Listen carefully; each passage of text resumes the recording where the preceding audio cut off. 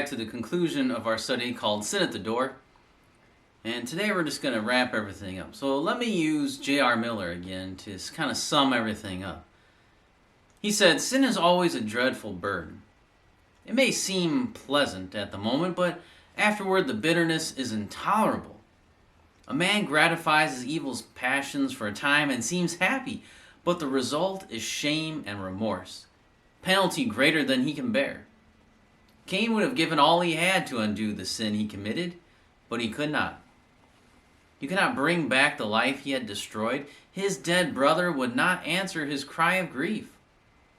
Though one suffers from the law no punishment for his sin, he bears his punishment intolerable in himself.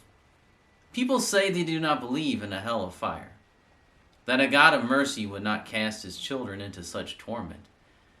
But sin needs no literal flames to make its hell. It brings its torment in itself.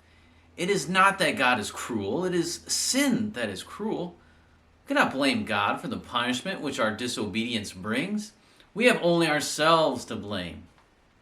Someone said in bitterness, 'If I were God, my heart would break for the world's woe and sorrow.'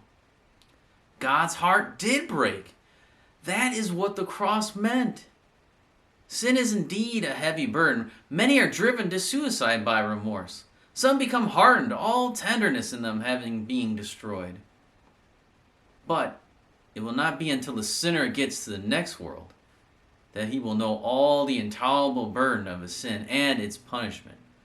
Then there will be no escape from that awful load, no hiding forever, and no getting clear of the terrible burden. In this world, there's always a way of escape from sin's punishment. Christ bore sin and its punishment, and all who flee to him will have the load lifted off."